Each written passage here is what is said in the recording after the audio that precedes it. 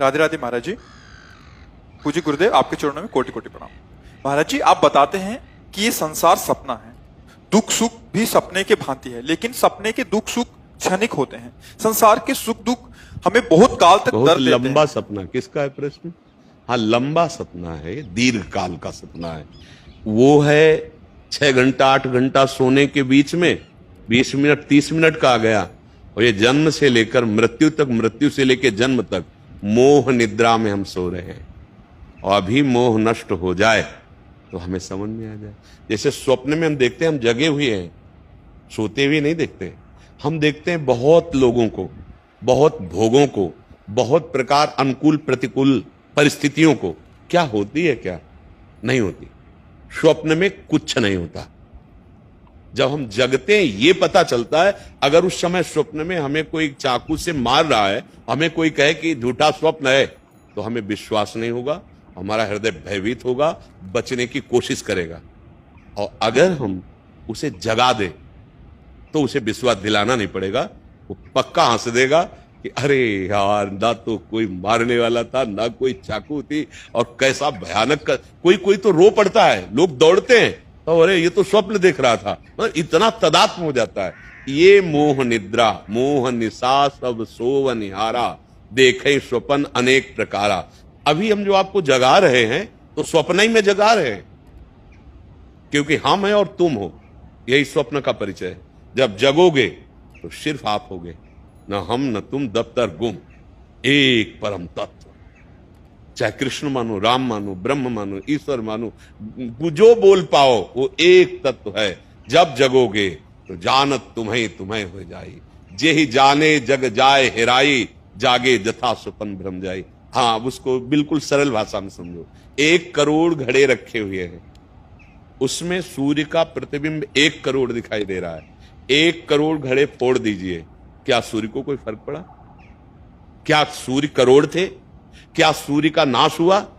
बस इन घड़ों को सत्य भाव से मानकर, माया रचित है, पांचभौतिक प्रकृति जन्य शरीर है, बस इसी भ्रम में हमें ये स्वप्न हो गया, मैं स्त्री और मैं पुरुष।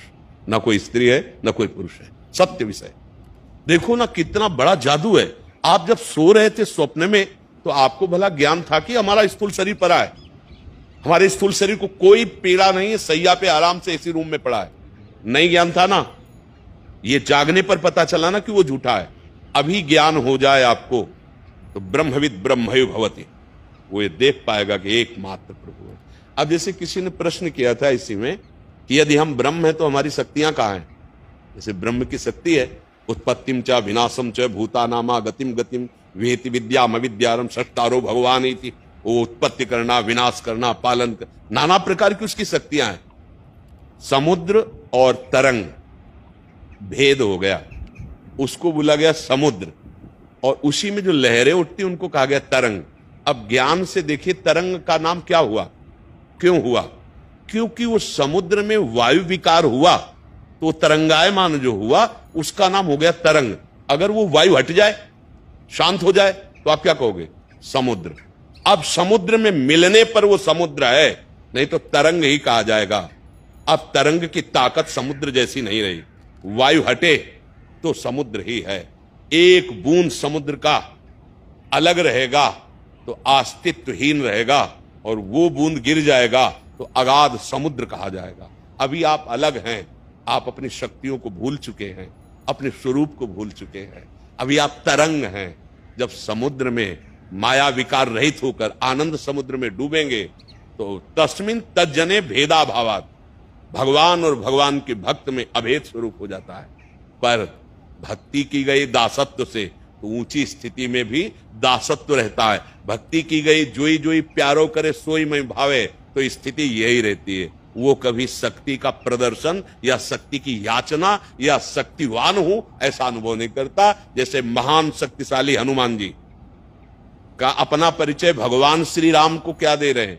एक मैं मूढ़ मंदवस, मैं मूढ़ हूं, मंद, कुटिल, हृदय अज्ञान, और ज्ञानी नाम अग्रगण्यम, और जेहगी चरण दे हनुमंता चले उसगा पाताल तुरंता, महान बलशाली अतुलित बलधामम हेम शैला भदेहम, धनुजवन कृषानुम ज्ञानी नाम अग्रगण्यम।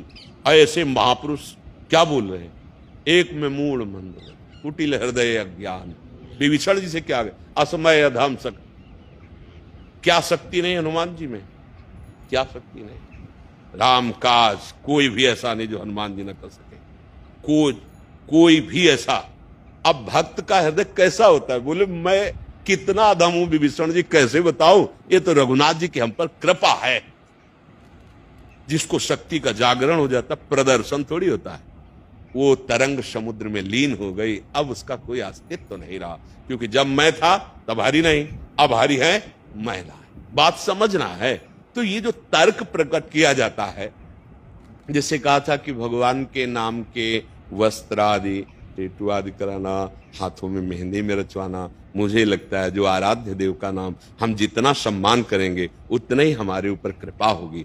तो एक ने कहा कि जब पुल बन रहा था तब राम राम लिख के पत्थर में डाला गया था, ऐसा नहीं है। राम नाम हनुमान जी ने जब एकांत में बैठे थे तो ऐसे अपने नखों से चीर कर पत्थर में लिखा राम, और ऐसे डाला, वो प्रवाहित हो गया। पीछे भगवान खड़े देख रहे थे, उन्होंने एक पत्थर डाला, डूब गया।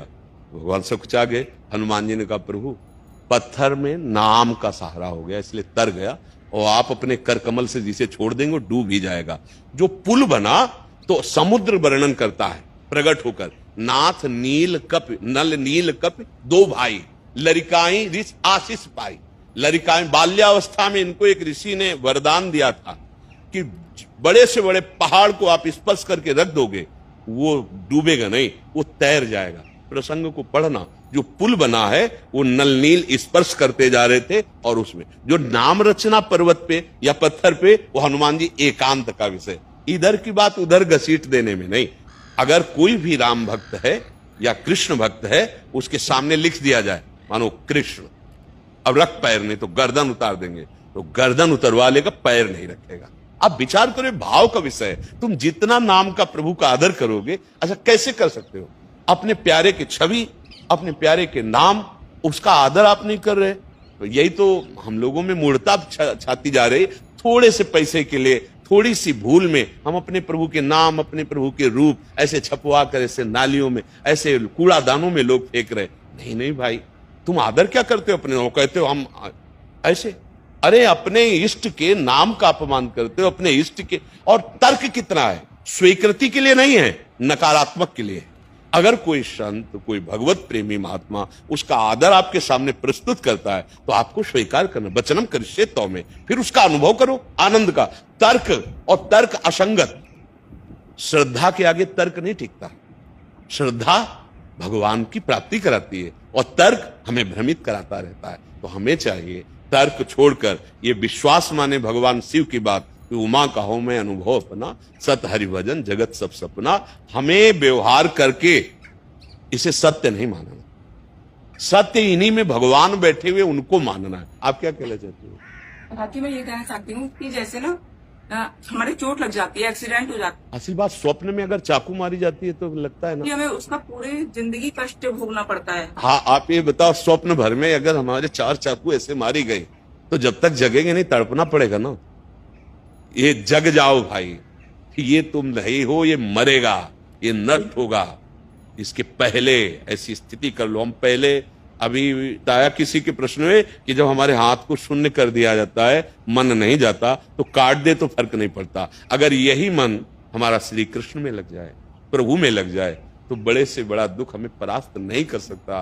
अभी हम सोए हुए स्वप्न में हैं, सच्ची मानिए। ये जगाने का प्रयास स्वप्न में ही हो रहा है। जब जग जाओगे ना तो हम और तुम दो नहीं रहेंगे, एक ही रहेगा। जो दोनों में प्रकाशित हो रहा है वो एक ही है। अभी हम और तुम हैं, मैं और मोर है, तोर और तय है, इसी का नाम अविद्या है। ये भगवान की कृपा समझो कि आपके स्वप्न में संयोग बन रहा है साधु समागम, तो जाग जाओ। जब जागोगे तो ना कोई साधु है ना साधु है। विद्या विनय संपन्ने ब्राह्मणे गव्यस्तनी सुनीचे सुपाके चा पंडिता समदर्शिना, एकमात्र वही सच्चिदानंद प्रभु है। और यही दुख मुक्ति का उपाय है।